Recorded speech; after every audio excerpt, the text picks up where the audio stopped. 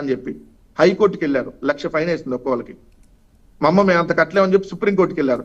నిన్న కూడా 25,000 రూపాయలు ఫైన్ వేసింది సుప్రీంకోర్టు. మరి ఆ రోజు చెప్పడంలో మీరు చేసిన తప్పే కదా, ఇప్పుడు బహిరంగంగా ఒప్పుకోవాలి కదా.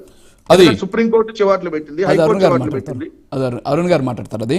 సో అరుణ్ గారు చెప్పండి, ఇప్పుడు వెంకటరెడ్డి గారు మాట్లాడారు. సో మొత్తం ఈరోజు ఆంధ్రప్రదేశ్లో మద్యం ఏరులైపోతుంది, సంపద సృష్టి అంటే ఇదేనా అని చెప్పేసి ఆయన ప్రశ్నిస్తున్నారు. అలాగే వాళ్ళ హయాంలో పంచాయతీలను ఏ విధంగా అభివృద్ధి చేశామని చెప్పేసి కూడా కొన్ని చేశారు. సో మీరు కూడా ఇటీవల నేను చూశాను 998 కోట్లు దాదాపు 13,326 గ్రామ పంచాయతీలకి నిధులు విడుదల చేశారు. ఒకేసారి గ్రామ సభలు నిర్వహించడం కావచ్చు, అలాగే 759 కోట్లు ఫైనాన్స్ ప్యానల్ నిధులు కూడా వచ్చాయని చెప్పేసి చూసాం. సో వీటి మీద ఇప్పటికే రోడ్లు కూడా వేస్తూ ఉన్నారు. అభివృద్ధికి సంబంధించినటువంటి కార్యక్రమాల్లో అయితే ముందుకు పోతున్నట్టు కనిపిస్తుంది. కానీ వెంకటరెడ్డి గారు అందుకు అంగీకరించట్లేదు. ఏమంటారు మీరు? సార్, మొదటగా మద్యం విషయం ఇందాక ఆయన అన్నారు పల్లెటూరులో ఉండే వాళ్ళకి క్లారిటీగా తెలుస్తుందని. నేను క్లియర్ గా చెప్తున్నాను, పక్క పల్లెటూరు నుంచే మాట్లాడుతున్నాను. ఇప్పుడు కూడా పల్లెటూరులో కూర్చొని మాట్లాడుతున్నాను. వెంకటరెడ్డి గారు లాగా టౌన్ లో స్టూడియోలో సిటీలో వచ్చి కూర్చొని మాట్లాడట్లేదు. గత ప్రభుత్వమే మద్యం అమ్మడం మూలంగా వైసీపీ నాయకులు చెప్పింది చేసిందే హవాగా జరిగి ఊరికి వచ్చి 10-15 మంది ఎవరిష్టం వచ్చినట్టు వాళ్ళు ఆ మద్యం షాపుల నుంచి కొనుక్కొచ్చుకుని లోకల్ గా దందాలు నడిపారు. ఇందులో భాగంగా నా బంధువులే వైసీపీ పార్టీ నుంచి అమ్ముతూ ఉంటే నేనే 3 సార్లు పోలీసులకు కంప్లైంట్ పట్టిస్తే అదే వైసీపీ నాయకులు వాళ్ళని రిలీజ్ చేసి తీసుకొచ్చారు. ఇప్పటికీ వాళ్ళకి నా బంధువులకి నాకు వైసీపీ పార్టీ మూలంగా ఈ మద్యం మూలంగా గొడవ నడుస్తుంది. వాళ్ళకి కూడా నా బంధువులని నేను పట్టించాను, వైసీపీ నాయకులు పార్టీ కారణంగా తీసుకొచ్చారు. లోకల్ గా ప్రతి గ్రామంలో ఇదే జరిగింది. గవర్నమెంట్ మద్యం అమ్మడం మూలంగా అక్కడి నుంచి వైసీపీ నాయకులకు తప్ప వేరే వాళ్ళకి ఎవరికి ఇవ్వరు కాబట్టి వైసీపీ నాయకులు వాళ్ళ బినామీలు తీసుకొచ్చి గ్రామాల్లో ఒక్కొక్క గ్రామానికి 10 మంది అమ్మిన దాఖలను ప్రతి గ్రామంలో ఉన్నాయి. మీరు కావాలంటే మీ మైక్ తీసుకెళ్లి ఏ సామాన్యుని అడగండి, ఈ విషయాన్ని గ్రామాల్లో చెప్తారు. ఇవాళ ఇందాక ఆయన అన్నారు పల్లెటూరులో కూడా మద్యం అమ్ముతున్నారని చెప్పేసి.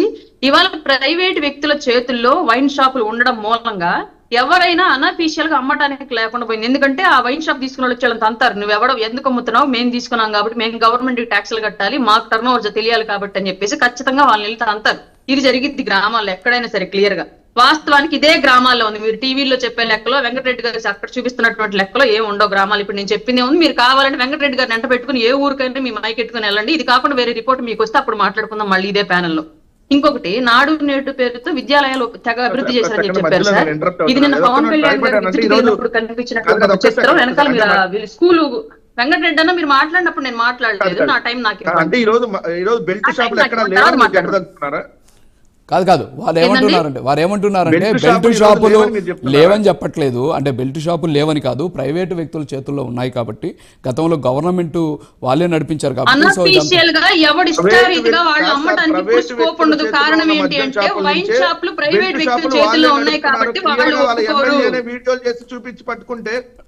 అరుణ్ గారు ఇక్కడ ఇంకొక విషయాన్ని మీరు మర్చిపోయారు. ఏంటంటే ఇప్పుడు ప్రైవేటు వ్యక్తుల చేతుల్లో ఉన్నాయంటే వాళ్ళు కూటమికి సంబంధించినటువంటి షాపులు నిర్వహించే వాళ్ళు లేకపోతే ప్రభుత్వం ద్వారా నిర్వహించే వాళ్ళే కాదు, వాళ్ళలో కూడా అన్ని రకాల పార్టీల వాళ్ళు కూడా ఉంటారు.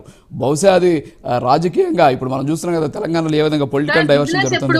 సార్ బిజినెస్ ఎప్పుడు రాజకీయం చూడదు, గుర్తుపెట్టుకోండి. బిజినెస్ ఎప్పుడు ఆదాయమే చూస్తుంది, ఇది కన్ఫర్మ్. దానిలో ఎంత పెద్ద వాళ్ళు ఉన్నా ఎంత చిన్న వాళ్ళు ఉన్నా బిజినెస్ అంటే కేవలం ఆదాయం మీద డిపెండ్ అయ్యింది. ఏ పార్టీ వాళ్ళైనా నథింగ్ అక్కడ మ్యాటరు.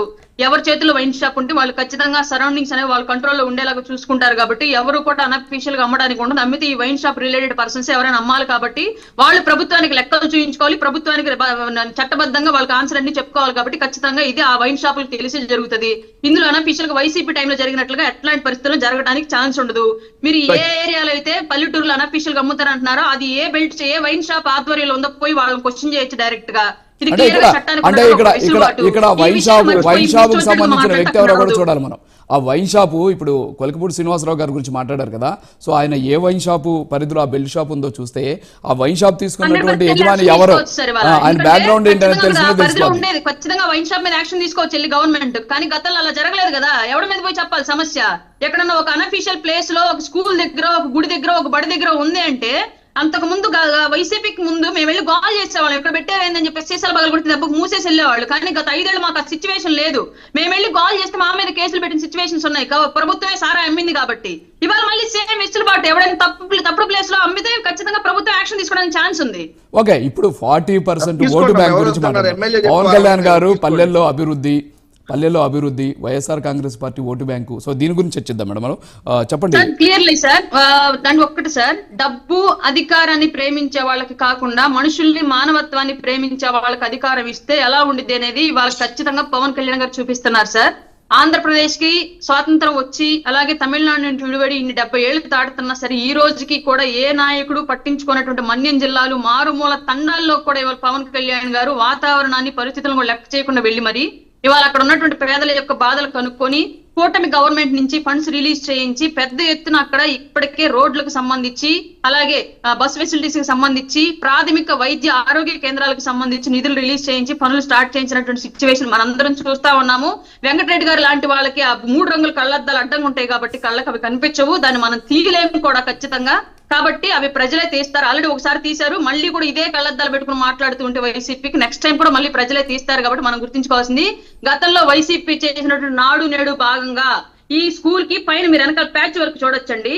ఈ ప్యాచ్ వర్క్ చేసిన దానికి ఆ స్కూల్ కి 32 లక్షలు గవర్నమెంట్ కి బిల్లు తీసుకున్నారట వైసీపీ కాంట్రాక్టర్లు ఆ రోజుల్లో వైసీపీ బిల్లు పెట్టుకొని. ఇది ఖచ్చితంగా మనం గమనించుకోవాల్సిన విషయం. నాడు నేడు పనితీరు ఈ విధంగా ఉంది. మనం ఈ విషయం మనం ఒకసారి వెంకటరెడ్డి గారికి ఇవన్నీ కనిపించకపోవచ్చు బహుశా, అట్లాంటివన్నీ ఒకసారి వెరిఫై చేసుకుంటే తెలుస్తుంది. కాంట్రాక్టర్ల బిల్లులు కూడా కొంతమందికి ఇప్పటికీ పెండింగ్ లోనే ఉన్నాయని చెప్పేసి ప్రభుత్వానికి పెద్ద ఎత్తున అర్జీలు పెడుతూ ఉంటే అర్జీలు పెడుతున్నటువంటి స్కూళ్ళకి వెళ్లి పరిశీలిస్తూ ఉంటే జరుగుతున్నటువంటి దారుణాలు ఇవన్నీ కూడా బయటపడుతుంది. ఎలా చేశారు, ఏం చేశారు అనేది కూడా లేకుండా కేవలం రంగులు వేసి లక్షల బిల్లులు పెట్టారు. ఇది వీళ్ళ నాడు నేడు కార్యక్రమం. బట్ వాళ్ళ ప్రభుత్వం అలా చేయట్లా. పని నిర్మాణ దశలో ఉండగానే అధికారులను పంపించి పూర్తిగా నాణ్యత లోపాలు అనేవి లేకుండా ఖచ్చితంగా యాజ్ పర్ నామ్స్ ప్రకారం జరుగుతుందా లేదా కన్స్ట్రక్షన్ అనేది క్లియర్ గా ప్రభుత్వం దృష్టి పెట్టి మరి చేయిస్తూ ఉంది. అంటే నాణ్యత లోపాల వల్ల ఇవాళ వేసిన రోడ్లు ఇవాళ వేసిన రంగులు మళ్ళీ ఒక సంవత్సరానికి పోయి ప్రభుత్వాన్ని ఎవరు క్వశ్చన్ చేసే పరిస్థితి రాకుండా, కాంట్రాక్టర్ల అత్యాశ వల్ల ప్రభుత్వానికి చెడ్డ పేరు రాకుండా స్టార్టింగ్ దశ నుంచే కూడా ప్రజల సొమ్ము దుర్వినియోగం అవ్వకూడదు, నాణ్యత కూడినటువంటి నిర్మాణాలు జరగాలని ప్రభుత్వం పెద్ద ఎత్తున దృష్టి పెట్టి చేస్తోంది. ఇట్లాంటి పని గతంలో వైసీపీ ఎట్టి పరిస్థితులు 5 ఏళ్ల కాలంలో ఏ రోజు కూడా చేయలేదు. కాబట్టి ఇవాళ రాష్ట్రంలో ఎన్నో సమస్యలు అలాగే ఉండిపోయే దుర్భరమైన జీవితం గత 5 ఏళ్ల పాటు రోడ్లు, భవనాలు, ప్రాజెక్టులు అన్ని కూడా పాడుపడినట్టు పరిస్థితి మనం చూసాము. ఈవెన్ కాంట్రాక్టర్లు ఇవాళ ఆత్మహత్య చేసిన పరిస్థితుల్లో ఉన్నా మేము మమ్మల్ని మీరన్నా కరుణించండి అని చెప్పేసి కూటమి గవర్నమెంట్ చుట్టూ తిరుగుతున్న సిచ్యువేషన్ వాళ్ళు చూస్తున్నాను సార్. పెద్దిరెడ్డి కిరణ్ గారు, రవికిరణ్ గారు, సో చూసాం ఇప్పుడు మన వెంకటరెడ్డి గారు కూడా మాట్లాడారు. మిమ్మల్ని కూడా ఒకటి అడుగుతున్నాను సార్. సో వెంకటరెడ్డి గారు చెప్పినట్టు నాడు నేడు తోటి మేము స్కూల్స్ని డెవలప్ చేశామని చెప్పేసి చెప్పారు. సో తర్వాత మా హయాంలో జరిగింది, తర్వాత మద్యంకి సంబంధించి ఆయన ఎవరిలో పారుతుందని కూడా చెప్పినటువంటి పరిస్థితి. సో వాస్తవంగా అంటే మిమ్మల్ని అడుగుతున్నా, వెంకటరెడ్డి గారు కూడా అది రియాక్ట్ అవుతారు మళ్ళీ. సో ఇప్పుడు నాడు నేడు పేరుతోటి విద్యాలయాలు అయితే వాళ్ళు చెప్పినట్టు కొద్దిగా అంటే